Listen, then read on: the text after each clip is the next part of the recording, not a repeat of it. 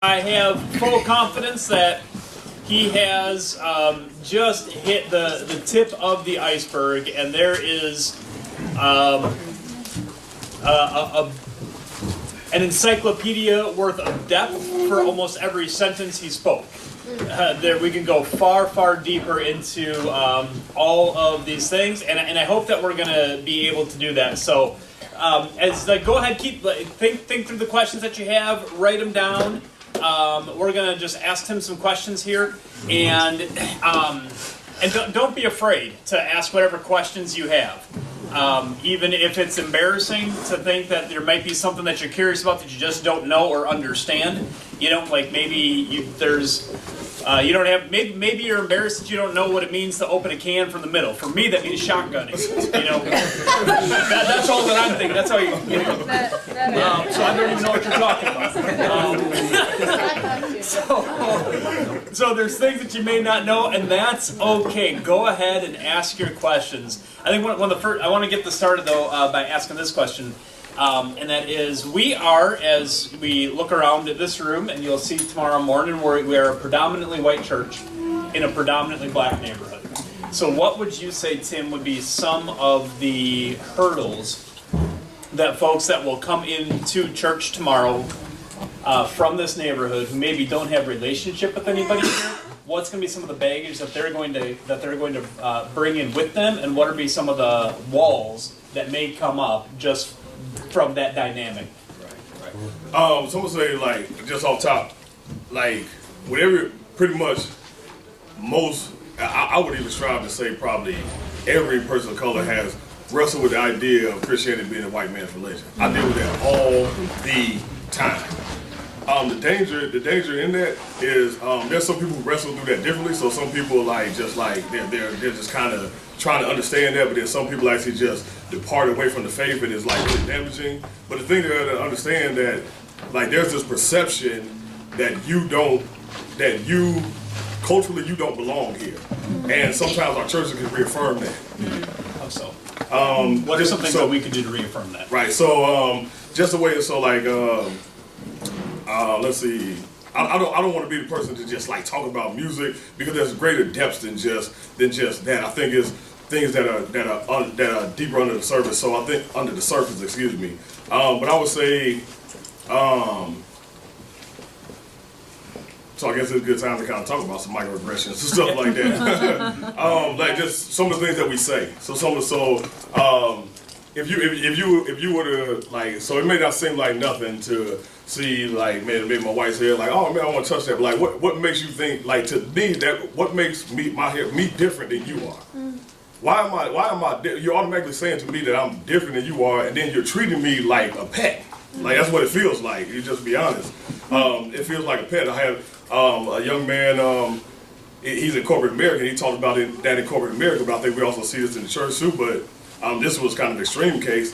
He was there, and he had his wife, his family, his kids on the desk, and somebody was like, "It was good to see you in your kid's life." What made you think that I wouldn't be? What made you think? What was it about me that made you think that I would not be a part of my kid's life? And man, so there's just things that the way that we approach people, how we talk to people, we got to be very aware of that. It may not seem like anything to you, but let's be aware of our conversation, how we greet people, the way that we talk to people, the way that they do things differently than they. So the way that they dress, or the way that they talk, or the way that they move, man, just appreciate the person for who they are, let them be who they are, and let them feel, give them a welcoming space where they feel like, man, I can belong here. You know what I'm saying? When I walk in, I'm already carrying all kind of baggage of everything else, and I'm taking the time to get up in the morning to come here. Allow me to feel like I belong here without you trying to change me. Yeah. Let me be who I am. So that, I think, just off the kind of top of my head, those are some of the ways I would answer that. Yes. I think Imago Dei attracts a lot of people of whom looks like it's the heart of the congregation. It's good theology, and people who are searching for church. It's a fairly young church in general. And I think also the hopes has been like we want to engage in the community, right? We want to be a light to the neighbors around there. What would you say would be a good way to engage perhaps already weary neighborhood of your presence in the community to authentically say we are here for you with no strings attached? Yeah, that's a good question. My answer to that is to go in with no strings attached. All the time we think we're doing that, but we're not. We often going in trying to change stuff, trying to change people. Because like, man, when you enter these spaces, like, man, people are going to be peeling bananas differently than you are. Like, they really are. And it's not about like, okay, that's right and this wrong. Or let me just get private. If I was to say, yo, you good? What does that mean? How are you? Are you okay? Or like, yo, you good? That means like we got a problem?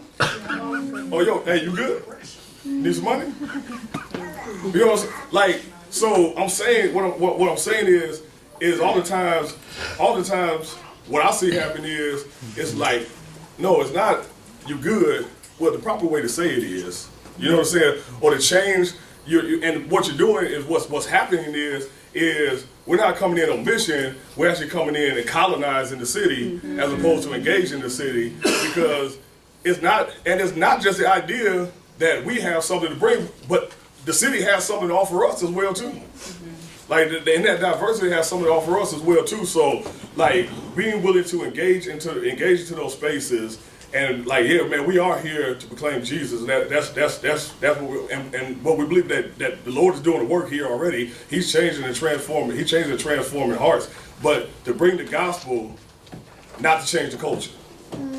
Let us be representation of the gospel, but let's be aware of how we come in and try to colonize people and change people, and change the way that they do things and how they talk and how they act and how they react.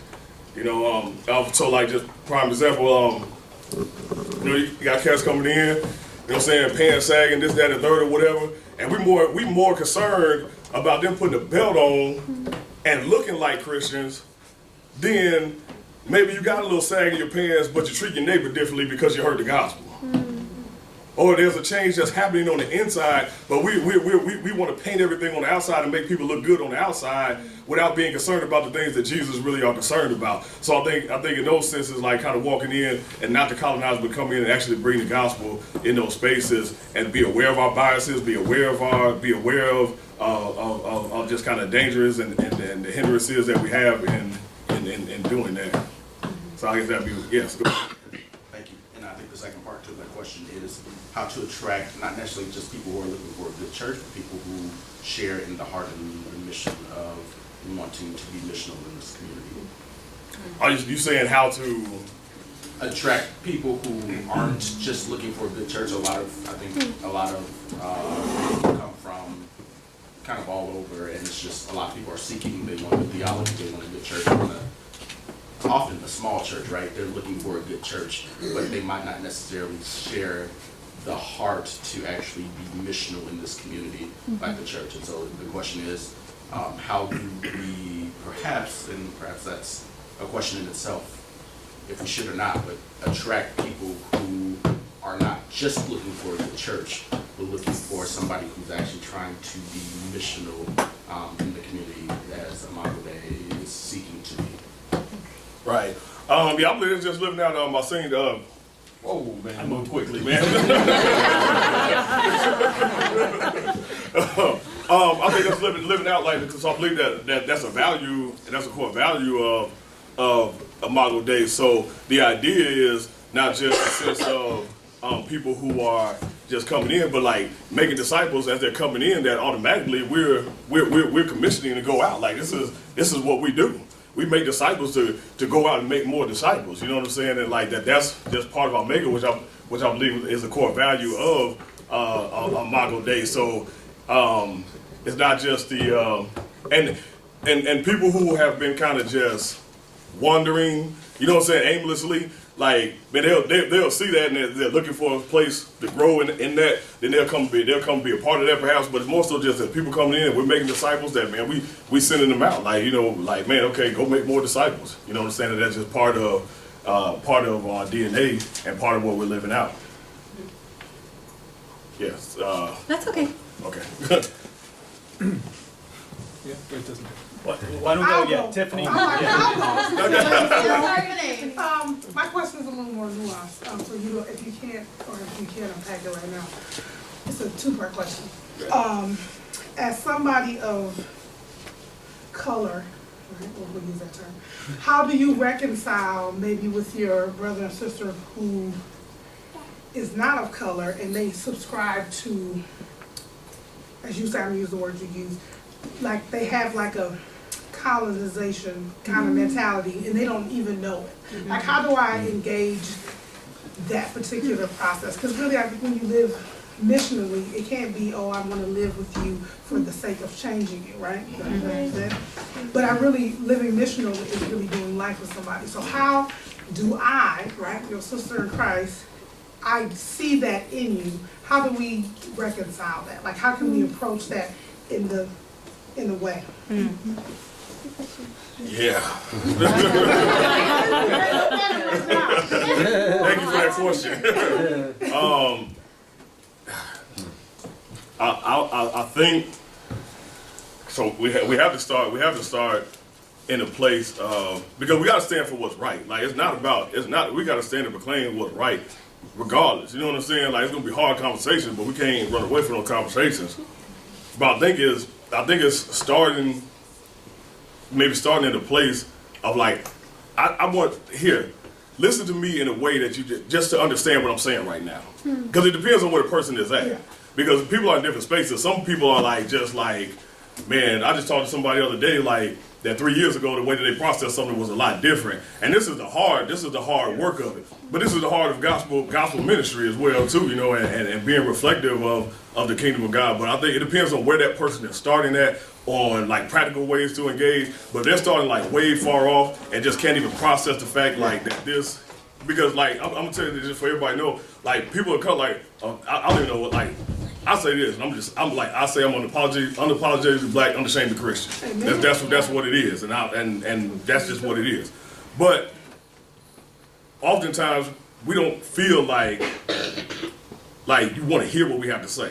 And that's just the reality of it. That's just the truth. So I was starting to person like, I need you to just you don't even have to agree with what I'm saying. Just understand that I have an issue, and I want you to hear that. And start right there. Let's just start right there. Understand that I have an issue. Because until you understand, until you have that empathy to walk into that space with me, like, it's going to be harder to have this conversation, because oddly enough, and this is the tough part about it, you're going to feel attacked, which is like also in turn going to make things a lot more difficult for me, because it's like, man, I'm dealing with this every day, but I got to help you work through being attacked. I don't feel like I should have to do that, but oh my goodness, you know what I'm saying? So like, if there's somebody way far off, listen, you don't have to agree with me, but I just want you to understand I have an issue, and I want you to hear that, and then let's start from there, and then try to work our way through that. Okay, then the second part of my question is, how do you, it's in a similar vein, how do you, it's kind of like a offshoot of the question.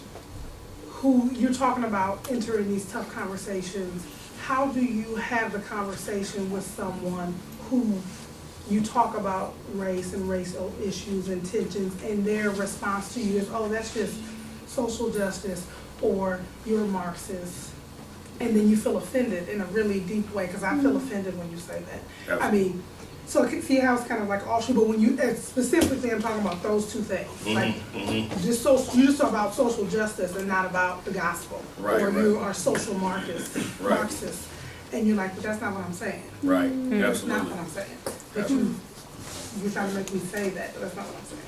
Right. Like, how do you deal with people who are like that? Because, I mean, if we're honest, there are white Christians who very much live in that lane. Absolutely. Or like ghosting. Kind of like so this different. This is what I would say. It depends on how willing the person is to listen. If they're not willing to listen and we're not getting any headway, then there's a point of us having this conversation right now. Like, that's just the reality of it. That's literally, if we're just here just to argue with one another and stuff like that, and just go back and forth, and it's like we're not having any grounds or any places where we're trying to have any understanding and stuff like that. Honestly, I have better things to do with my time because there's somebody over here who does want to engage in this, and I could be talking to them right now. So if it's just a spot where there's just nothing, like I'm a still proclaim, I'm still talking, I'm still put it out there and make it clear. But as far as, man, we finna go bout for bout and round for round and stuff like that, I just got better stuff to do with my time. I got better stuff to do with my time with that because there's somebody over here I could be talking to, you know what I'm saying? Like, now, but, you want to get together? I got some time today. No, I'm saying, no, you want to get together and talk about this at a time where we can actually have a fruitful conversation about it. Then we can revisit this. You know what I'm saying? But so that's what I was saying. It all depends on where the person is at. They ain't trying to hear it. They just ain't trying to listen to it and stuff like that. All right, cool. We'll try to talk through it and stuff like that. But other than that, we just keep it moving. Yeah, I think Tiffany, to speak into that from the other side of the color spectrum. I think that it's most helpful for white folks if you can frame these things biblically. And like that's why we're talking peacemaking disciples here. So Tim and I were kicking this around. We're like, okay, so we talk about racial reconciliation. Do we talk about poverty? It's like, well, let's frame this with biblical lenses. And so then not only is that like I think more helpful for people to enter into, it's more helpful for us. Like we should just read an article by Tim Keller and or an interview from Keller, and he was saying how most young people will spend more time either on Fox News or MSNBC than they do in the Word. And so when all of those attachments are brought into the conversation and folks aren't even in the scriptures, because you can argue with Fox News or MSNBC, but if Jesus said, blessed are the peacemakers, for they shall be called sons of God, and now we look at areas in our city where there's not peace, and the gospel brings peace, that he is the Prince of Peace, well now we got to figure out how to deal with that. So I would say, I fully affirm that. Like some folks, you can't learn until you're ready to learn. Some people just aren't going to listen. And so I would just encourage you to consider how you frame it biblically and then, deal with folks who want to learn. Mason, do you have a question? I do. It's an uncomfortable question, but it's a good question that I've just been kind of fighting. So we have multiple black men in our life that, I've gotten to know. And, culturally, like I have a friend who's actually, from Africa, Ghana, right? And that transition to get to know him was much easier for me because it was a clear, divide in culture. If this makes sense, he literally spoke a different language. Right. When I'm engaging with a black man like yourself, I just struggle with really the different in language, even though it's not, it's really the same language, but it's different, right? The way you speak, like you said, you good, right? Right. So then my natural tendency is to overcompensate and try to relate too much. Do you know what I'm saying? Yeah. Or now I'm going to say that. Right. And so even on a handshake, I remember recently I greeted one of my buddies and I gave him a handshake like this, and he's like, hey, next time you greet a black man, here's how you should greet him. And he's like, come in, and he showed me how to greet a black man. Right. And that now becomes an interesting thing for me. So do I greet every black man that way? You know what I mean? No. So these are, I get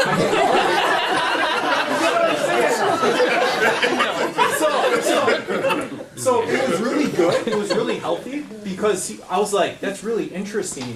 I've never even thought about that, and I appreciated that. And I could go in more depth because I've been helping him with starting a business, and his language is just so much different than mine, how he communicates to other people, to the point where I have even trouble understanding what he's communicating sometimes. Right. And it's almost like he's speaking a different language, like my friend who's from Ghana sometimes. Right. So anyway, these are some barriers that I've had to try to work through here in Milwaukee. Right. And I would just love to hear any thoughts you have on some of that. Yeah, no, absolutely. So when we think about culture, so I personally believe that we need to develop a stronger theology of culture, because I think we only deal with culture on the surface, and we tend to only make culture about black and white, or this and that, or the third, or whatever, and it's not. One of the things about culture is one of the things is artifacts, so it's language. That's what you see. Culture is like a glacier. You see something on top, but there's other things that are under the bottom that you do not see. The artifacts are the things that you see on top, so those are like that's language. That's things that we say. That's how we do. Those are ways that we relate, and that's what you can see on the surface. But there, underneath that, there are things that we believe, how we act out the things that we believe, and then the artifacts are the result of that. So I'm saying that to say, so when we look at in the garden, I believe personally that culture is a reflection of being created in the image of God, because culture is something that we create. And God has given us the ability to create. And before the fall, we see things in the way that God has created it to be. We see Adam naming animals. How do you know an elephant is an elephant unless it is given the name elephant? And he's cultivating and he's creating. But after the fall, now we have all the division that we have now in concerning culture. And that's just in all ways. So I'm saying that more so than it's not the artifact is the how we gonna shake up, right? Right. That's the artifact. That's what we see. The underlying thing is how do I relate to someone who's differently than I do? The thing under that is how does the Bible and what does the Bible require of me? So how do I be hospitable? I enjoy the awkwardness of walking up and I don't know what we finna do. Like my man's, I'm like, yo, what up? Hey, what's up, bro? Like, you know what I'm saying? I enjoy the awkwardness of like, is it man, we gonna dap, we gonna like, me and Pete every single time we greet, man, it's like this or that, which way we gonna go today, right? But the underlying thing is not about changing. That's what we often do. That's what we often do with church. We just want to change all the artifacts. We want to change everything, make everything look different without actually getting up under there and saying what biblical principles are undergirding what it is that we're doing and how we're relating with people, and do that tough work first. So I'm saying that in the diversity of culture is to say, okay, man, this is someone who's created in the image of God. This is an image bearer of God. This is, if they're a believer, this is a brother in Christ. If they're not, they're still created in the image of God.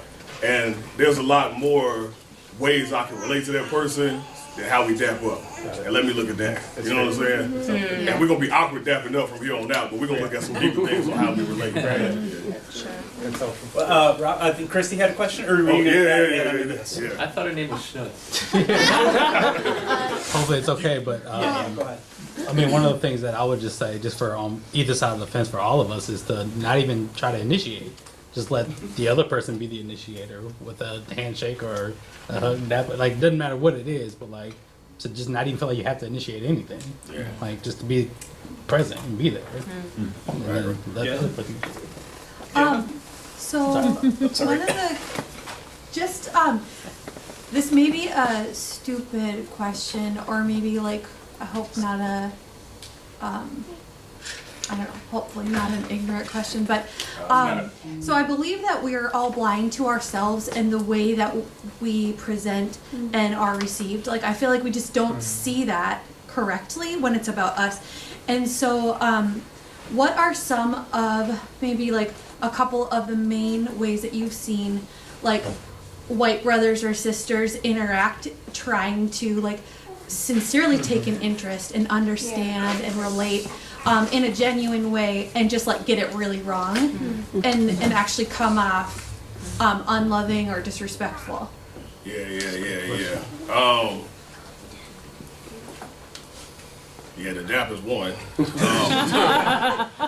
Yeah, it's like because once again, I mean, I think that piggybacks off of that. There are deeper things. There are deeper things that we're dealing with here. You know what I'm saying? So if we're not wrestling those, sometimes there is that moment of overcompensation. I'm trying to think of something off top. Okay, so here's one. So just recently, somebody shared a video. It was a video of a police officer beating a young girl, and she hadn't done anything. And so white brother came up afterwards and was was like sympathizing, was apologizing. You know what I'm saying? And I'm not saying that you should. I'm not saying that you shouldn't like apologize, right? But it felt more like this was, and it was sincere. But it felt more like this was to satisfy you than actually understand what I mean, understand how I process this. Because you never even asked me how I process it. You never asked what that meant to me. You never asked, you didn't say, yo, can I hear your perspective a little bit more on this? Like you felt something, you felt the weight that you dealt with. And it was sincere. I'm not saying it wasn't sincere, it was sincere. But it felt like it felt like it missed the mark. You know what I'm saying? So yeah, that kind of answer the question. Like, so once again, I think it's like kind of just those deeper surface things. Where do we go from here? How do we build a relationship? How do we as peacemakers get into that rub with that person? For the long haul. And then that's really on both ends. So there's also understanding on both ends of like, man, how are we doing this together? How are we walking together? You know what I'm saying? So I guess that's how I would answer that. That answer your question? Yeah. Okay. Yeah. Thank you. Thank you, Tiff, man. Yeah, I'm good. I'm not good with like keeping track of it. Feedback, I think in a different way to frame it is when you try to overcompensate, it's about your perception of my blackness. That's the issue. When you there are assumptions that you have about what type of black person I am or what you think being black means, so you try to overcompensate instead of really engaging with me. So you don't really see me, it's the perception of who you think that I am. So you may be really sincere, even in the dap. Right. I'm not gonna, even as a black person, I don't presume that every person daps, because they don't. Because there's nuances. Yeah, absolutely. There's nuances. Yeah. What's an example of overcompensation? So, like, I'll give you, it could be like, this is a really simple one, but like a white lady come and be like, hey girlfriend, you just presume that I'm that way, and I'm not that way. Sure. I don't even talk like that. Like, you don't even know me. But that's because your perception of what a black woman is, so you presume like, hey girlfriend, hey. Like, no, wait a minute, that's not, I don't even like that. So I don't like that communication. So, but it's based on your perception of blackness. So trying to get to know you as an individual rather than being who I think you want me to be based on my assumption about who you are, but taking an interest as you and as an individual rather than you as a group. It's like you are an individual person with your own experiences and your own feelings and your own like strengths and your own quirks, and like that's what I'm trying to understand and relate to rather than like just be what is acceptable based on an idea of it overall. Find out if I'm a hey girlfriend type of chick, because I may not. And you still don't have to do that to relate to a person. You know what I'm saying? Still be who you are to relate to a person. Because you can't, like at the surface of under the surface of it, it's like how we care for one another. You know what I'm saying? Like that's what's at the surface. Yeah. It's easier to change the artifact. It's easier to change what we see. It's harder to do the grit work of getting to know someone. Yes. So, I come to church tomorrow morning, and there's a person of color, whether it's Hispanic or black, or we have a lot of Asians. You know. So, and I've never met this person. So I come up to them and I say, hi. I'm not going to shake hands because that might not be right. Now, how do I, because Rob said, let them be first. So I go, hi. I feel like I'm not being real then because I'm not doing I don't know, my kids are Hispanic. I found out you're not Hispanic, my kids are Colombian because Puerto Rican is very different from Colombian. And so you wanna appreciate the cultures, and my kids grew up in a German culture, but they have their own identity of who they are. And so I find that letting everybody be themselves is more critical, who they're comfortable with, than me giving up my identity to make you comfortable doesn't make me comfortable or you comfortable. Because you're trying to guess what my culture is too. Absolutely. So how do we approach a person that we don't know with feeling warm and genuine in who we are to them, Right. and not disturbing them or upsetting them at the very beginning? Yeah, you're not gonna avoid all of that. So I think like, so it's not about like change. So it's not about one culture assimilating to another culture. That's not the idea. That's not what that's not what we're trying to. But it's about us understanding and appreciating the differences of others. That can't. There's going to be awkward moments that we just cannot avoid. How do we? This is the thing as peacemakers and as believers of Jesus. How do we work through those awkward moments? That's the question that's on the table. How are we working through those? There's going to be very awkward moments. Now the question is how do we begin to hash that out? How do we begin? What do we believe about scriptures? What do we believe about how we approach these things and how do we live out? It's going to be, and that's the thing. We have to start being comfortable being uncomfortable. So now if I approach somebody in a certain type of way and they come to me and say they were offended by the way that I approached them, how do I deal with that? Do I automatically take offense? Or do I take the time to try to understand?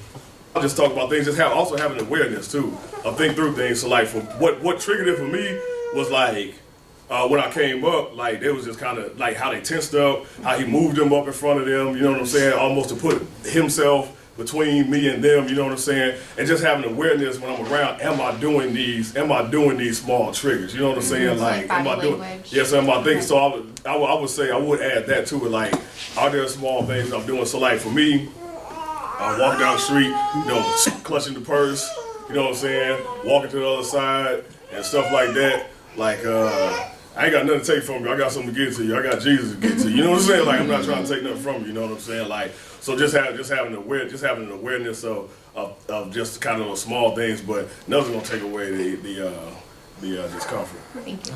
I have a question. Yeah. And then, Was there another one over? I just had something to like tack on that in kind of a question. Like I'm a pretty friendly person, and so I like smile at everybody I see, you know, like. But sometimes I feel like if I do that, that it will be taken as I'm overcompensating or trying to make you feel comfortable.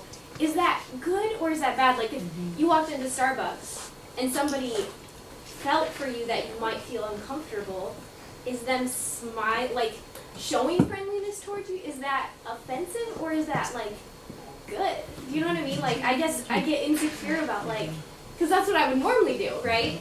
To just about anybody, but then I feel insecure that it might be taken wrong. right. Well, you just said it right there. That's what you normally do to everybody. That's just who you are. Now, overcompensating is doing something that you don't normally do for the sake of this particular moment or something. That's just you. Keep smiling. Everybody, the world needs smiles. Yeah, keep smiling. We need as many smiles in the world as we can possibly get.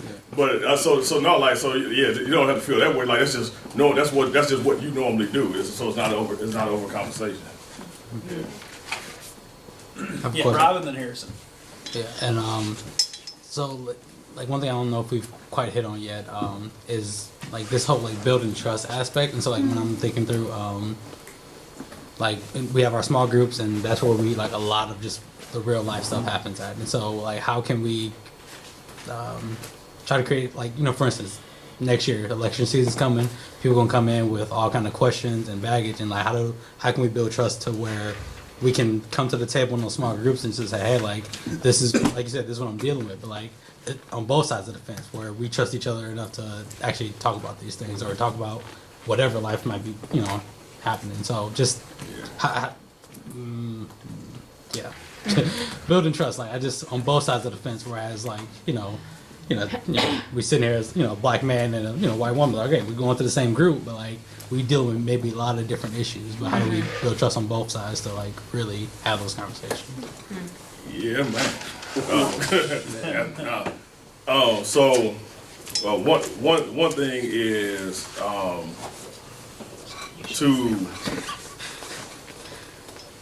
to understand that we have already prejudged this person based off of who they might vote for. We're gonna base their values off of that. We prejudge them off of what things they do, and oftentimes we run with those prejudgments first, without even we do not have to agree, okay? But I do want to understand. I want to understand you, and that's where trust begins to be. Like, do you care about me beyond this particular thing? You know what I'm saying? Like, 'cause there were certain reasons and there's certain things of why I chose to do or how I have experienced life differently than you. And in all actuality, what made me do this particular thing or go this particular route or experience this particular thing is we actually have the same value system. It's just expressed differently. Now, I may disagree vehemently with you. You know what I'm saying on that, and that's okay. But let's start to get down to the core of who we are, to the core of things, and not just deal with the surface. So I think the first thing is, man, let's get deeper than just the surface. Let's understand how we're automatically, because we are, like, man, we judge people all the time. We do. And the minute I see you, the minute you say this, the minute you say that, the minute this, boom, I've already labeled you, I've already put you. But that might not be the same thing. We can't have these just broad, sweeping generalities and stuff like that and engaging people. Like, say, even in a small group setting. And then another thing within that, in a small group setting, man, allowing everybody to have a voice. You know what I'm saying? Allowing everybody to talk, because this person may be coming here and they're not engaging in that conversation because they don't feel like they have that level of trust with the people that are around them to engage in those conversations. So I think the way that we as Christian believers handle those difficult conversations are going to be very important. Understanding our biases, understanding our prejudices, understanding our generalities, and getting past that. So I'll just say this in a general way. So for me, I'll say for the people that I know, for black people that I know, and that I've been around, automatically kind of got a, you know what I'm saying, got a, what's the word I'm looking for? Automatically got a wall up, you know what I'm saying? Like, yo, you know what I'm saying? Can I feel comfortable here and stuff like that? So you kind of build this wall, and then you kind of stay behind this wall, and then you feel like, okay, man, I'm good behind here. But the minute that you actually find somebody that you can trust and stuff like that, and you're able to, like, they care about you, you're able to pour your heart out to them and things of that sort, like, man, this is the most relieving thing ever. And that's what we ought to be seeing in the church. We ought to be seeing where people can come behind those walls and not feel like they're about to be just completely stoned to death because they think differently than I do. Where do we have commonalities at? Where do we disagree? It is okay for us to disagree. And I think also we got to be careful how we label things. Just because somebody did something differently than you do does not mean that it's heretical. It doesn't mean it's heretical because somebody did something differently or processes something differently than you do. Okay. If I was to say, which one is right? Gospel, Evangelion, or Bizrot? Which one is right? They all mean the same thing. Gospel is American term. Evangelion is Greek. Bizrot is Giaz. Ethiopian language all means good news. And sometimes we over here trying to, like, no, it's gospel, no, it's Evangelion, no, it's Bizrot. You know what I'm saying? And then we're not actually like, man, you know what? There's some things that we're relating on here, and let's talk about those, and let's talk about our differences and how those are hashing out. So, yeah, I said a lot right there, but basically just basically get under the surface, and get under the surface and care for the person. Understand your biases and prejudices. Harrison?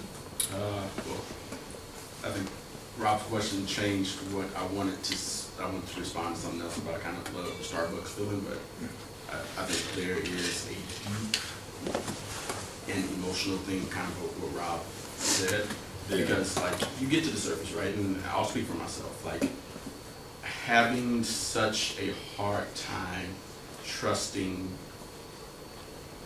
the white evangelical community, not to mention the history, the ugly history of white evangelism in the United States.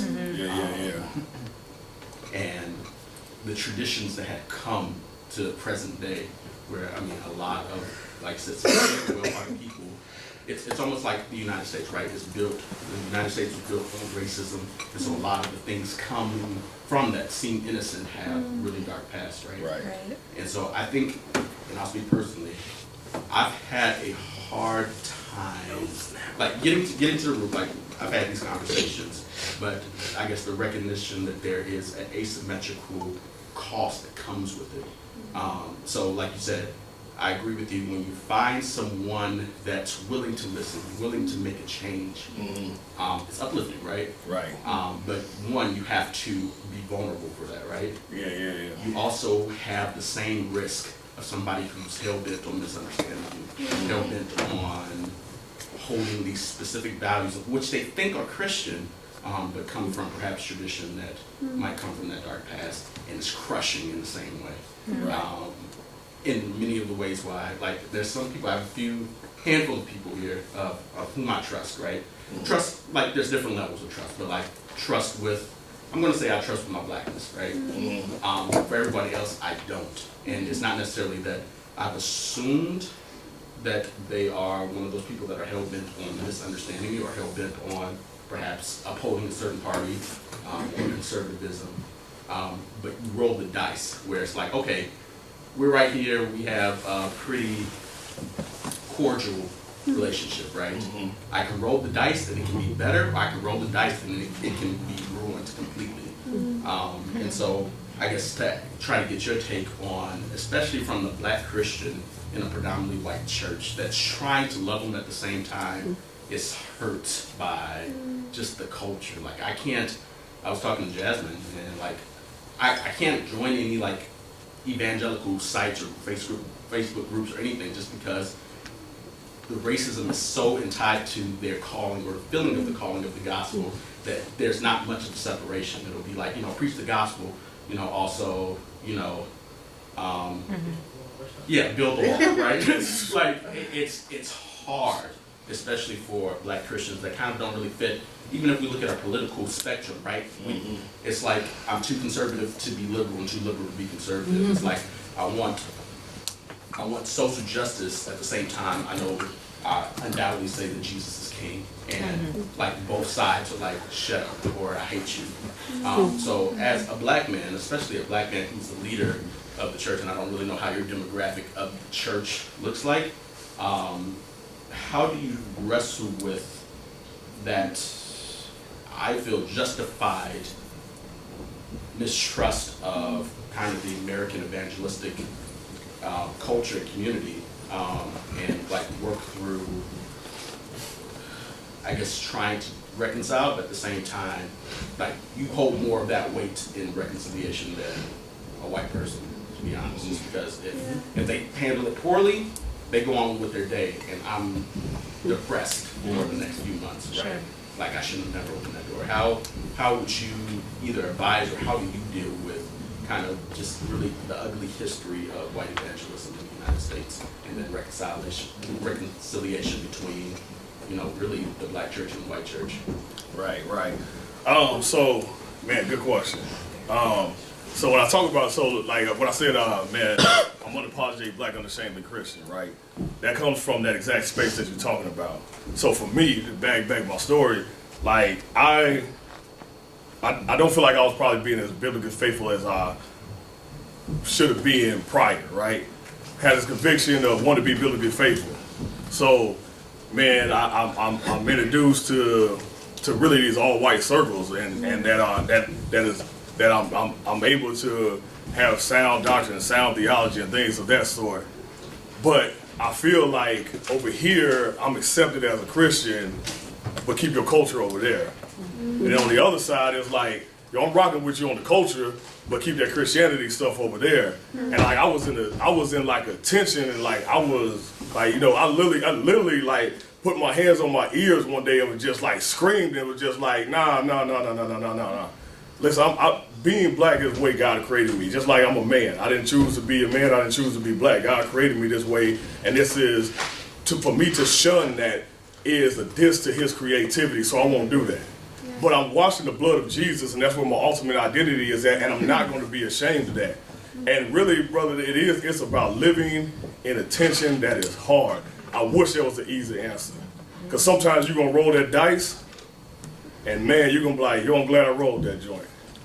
Sometimes you're going to roll that dice, you're be like, man, I knew I shouldn't have said nothing. And it's just not an easy answer. It's hard. But for me, I'll take it like this. If I look at reconciliation, what it took for me to be reconciled to God was pain. You know what I'm saying? Like, and this is hard, and I don't feel like some days I don't feel like it, and I don't feel like it's just, and I don't feel like it's fair that I have to approach it this type of a way. But I feel like,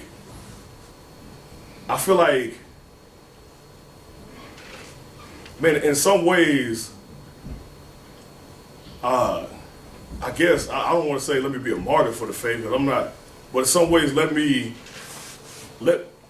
go through some of that pain, and I'm gonna associate this pain with some of the sufferings that didn't help me identify with the suffering of Jesus, because that's the only way I can do it. Like there's no other way for me to do it.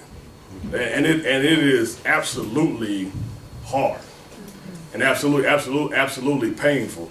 And I wish there was an easier answer. I wish there was a better answer. But I say, man, we just gotta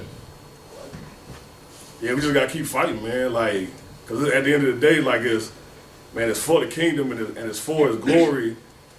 And man, so me saying I'm unapologetically black, unashamed Christian on this end, I got to hold up the bloodstained banner to those who don't know Jesus and just want me to assimilate to the culture.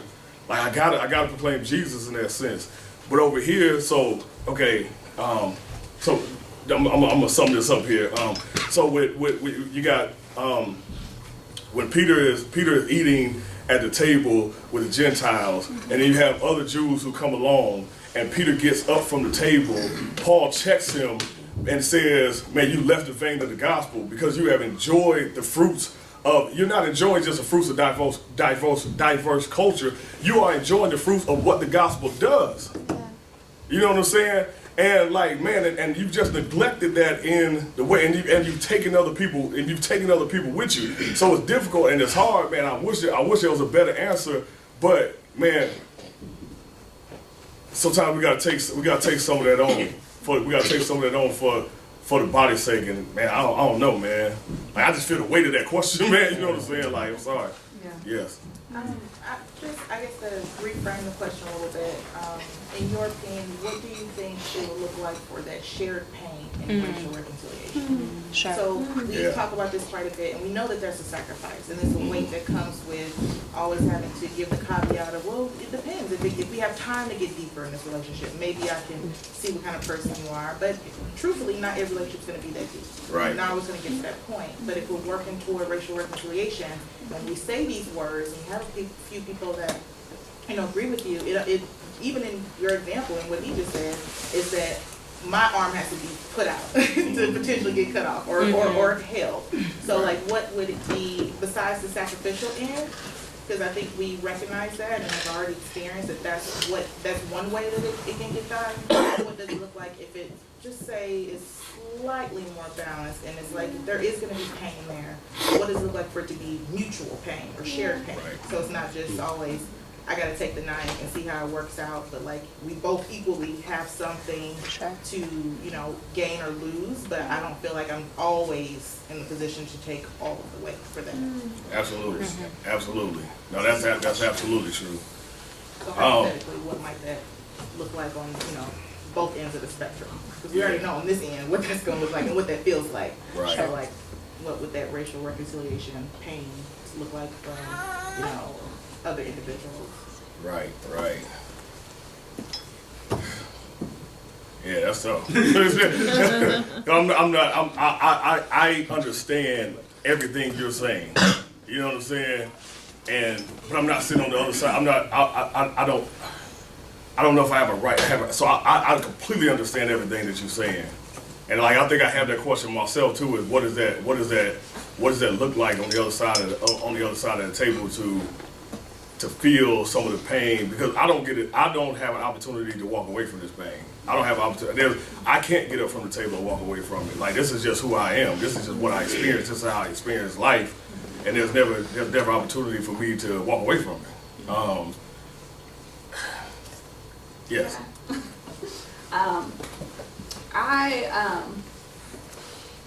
I think I can speak from this side a little bit. I think just looking around the room, for one, is a good starting point. Yeah. I think if you look around the room, like it matters Right. to the people that are in this room. Right. Not to say that anybody that missed this meeting doesn't care Right. or wouldn't meet you there, but I think that would be maybe a good place to start reaching out that arm. Right. Or to the rest of us sitting in the room, they're asking for an arm. Right. And that's where it starts, right? Like we are sitting in this church, like we are the church, and so letting it start there. Absolutely. Like from my perspective, I have like said it to Rob, like I know, like I look at you and I know you are bearing the burden. But for me to get outside of myself and think about that more frequently and pray about that more frequently.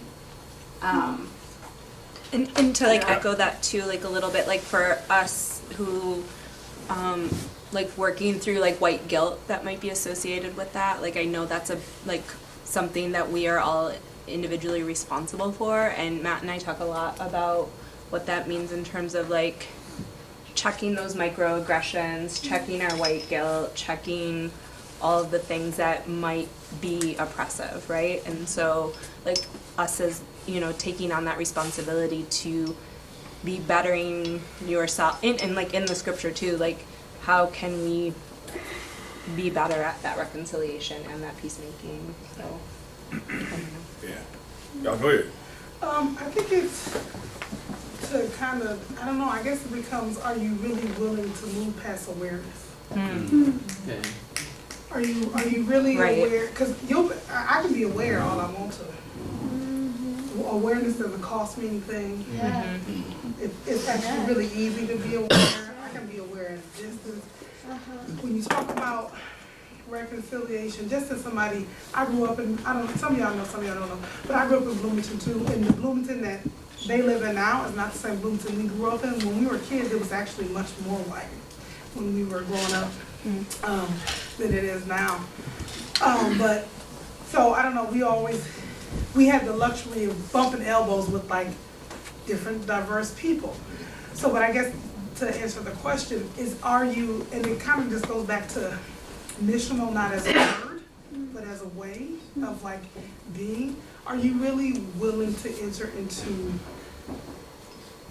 the space of getting to know who I am and acknowledging, even if you aren't that type of person? It was like, I think some people would say, he talks about the ugly past of not only the country, but the event of the church, but there's white people who would never acknowledge that. But you want our relationship to move forward, because I can tell you, and on the other side too, that belief system is going to spew out of your mouth in our conversation. And I am going to be left the one who's bruised. And you're going to go all about your day and skip and lily, but I'm be feeling some kind of way. But it becomes now that if I bring it to you, but are you willing to move just past awareness? Because we got a bunch of people who are aware, and there's no movement toward entering into, guess what, I'm hurt. And you directly didn't hurt me, but I'm hurt. I don't need you to be aware. I'm glad that you're aware. Just like a kid, I'm a teacher. I'm aware that the little kid is hurt in the corner. If I leave him in the corner, what kind of teacher am I? You'd be like, that girl sucks as a teacher. She just left, I'm glad she's aware of little Susie's pain, but she left her there to swoon alone. Right. sure. So I think that, and that also comes in with the gospel, with the way Jesus lived his own life. He entered into, I think you said it a lot, but I think I think that's where you have to be willing to go. If you really want to be reconciled with somebody and you really want to go there, are you going to enter in to the ugliness? And however that plays itself out, you got to be willing. I don't care what kind of relationship. Are you willing to enter into those things and move just beyond, I'm aware, and let me into, again, do you really want to get to know them?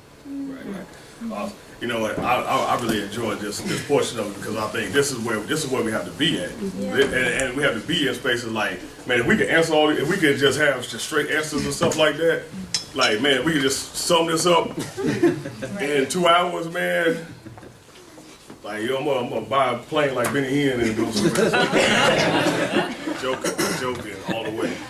But it's not that easy. But this is what this is what has to start to happen. These conversations have to start to happen. We have to start, and it's a long haul of it. And we gotta. This is where it starts at. Like right here. This is exactly what it begins to look like. You know what I'm saying? But this is where it begins. It begins to look like this. It must continue. It must continue to look like that. Look like this beyond that. And man, we're not just gonna have just like, man, just straight up answers for like everything. It's like, okay, so right now there's been things, people voice like, their thoughts and their opinions and stuff like that.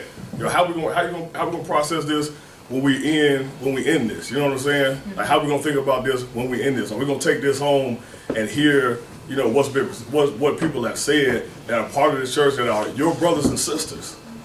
And how we gonna process this when we leave out of this? Matter of fact, how did you process it? Matter of fact, before that, how did you process it when you heard it? Either in anything that somebody said, was your first thought to go to being offended? Was that the first place you went when you heard something that rubbed you the wrong way, to be offended? Or was your first thought was, I'm a peacemaker, and blessed are the peacemakers? And how do I begin to work through this and care for this person and for this individual? You know what I'm saying? And understanding them. This is what the church looks like. Like, it's difficult, it's hard, it's rough. You know what I'm saying? But let's do it though. You know what I'm saying? Yeah. I think I'll just say a couple of things. One is that Jasmine, to your, and Harrison, to your question, I don't know that it's possible for us to dismantle the weight differential given the social context we're in. I just don't know that it's possible. Like, I don't know that in our lifetime white folks are not going to have the power and the privilege, and so I don't know that we will ever feel. I don't think I'm ever going to feel the weight that Tim does. Right. I don't think that I will ever have to take the risk that Tim does coming here. So I don't know that I'm not sure that there's anything that we can do about that dynamic, but I do know that as white folks, we can enter in a couple of things that I would encourage you guys to consider. One is where you spend your money. I think where your treasure is, there your heart will be also. So who do you support just without thinking about it, right? Like, you go to certain grocery stores without even considering it. You download certain music without thinking about it. There's all kinds of ways that we just like have our lives carried along in a cultural stream that we just think, oh, we just wound up here. But you didn't just wind up here. You got to where you live, where you work, where you shop, all those decisions where you were carried by some sort of a cultural stream, and it's probably not defined by the Beatitudes of blessed are the poor in spirit, of looking to have your life intertwined among the least, among the lost. We tend to look for ways that we can get the best deal for ourselves, get the best job for ourselves. And maybe as white Christians, there could be something to leaving a little bit of opportunity that we could have stepped into open, so that somebody, and to take a deal that might be worse for us, like where we live, where we work, even though we could have a better deal in order to enter into somebody else's life. The second thing that I'd commend is just what you read. I think if you really want to enter into this, the content you consume, at least 30% of it should be by authors, musicians, artists who don't look like you, who don't share your cultural assumptions, at least 30%. If you do that, then you'll start to see, oh wait, there are some folks who look at things differently, because we're in the cultural context that we are. Third thing I would say, and I was looking this up, and so somebody let me know if you know exactly where this is. But it's somewhere in the Sermon on the Mount. Oh yeah, here it is. Matthew 5:23. So if you're offering your gift at the altar and there remember that your brother has something against you, leave your gift there before the altar. First go and be reconciled to your brother, then come quickly and offer your gift. And so to go back to what I had said earlier, we need to stay faithful to God's word. You know, so as white believers, if you have offended somebody through ignorance or arrogance or privilege or whatever the case may be, and you know someone's angry with you because they stuck out their arm and you chopped it off intentionally or not, and they have let you know that, God's word says you bear the responsibility to go and make that right. If you know someone's angry with you, you go and be reconciled. So we have to take the initiative to do that. And the final thing that I'll say is we got to pray. We've talked a lot about the things that we can do, but the things that we want to see done are things that only God can do. And so we need to give up our control, worrying about what we think our actions, reactions, education, and so forth is going to produce. And I'm not saying don't act. I'm not saying don't give significant thought to how you're interacting with other people and trying to enter into their lives. I'm not saying we need to do less than that, but I am saying we need to do more. And I'd highly encourage you to take time to pray through the Word. Pray through that passage. Pray through that and see when you pray in Matthew 5, does God bring anybody to your heart that you need to be reconciled with because you have done some things, because they've stuck out an arm and you've chopped it off, even without knowing it. You know, pray through the scriptures. Ask God to bring these things to mind, and then for the grace to faithfully step out into that. We are at about 12:20 here. I think we told folks that we'd be wrapped up about noon, but I want to make sure, Tim, are there any concluding thoughts you'd like us to know? No, just continue to do the work. Continue to do the hard work that we're doing. Remember that, man, as we are believers in Jesus Christ, that we want to be faithful to what God has said, and even when the gospel in itself is offensive.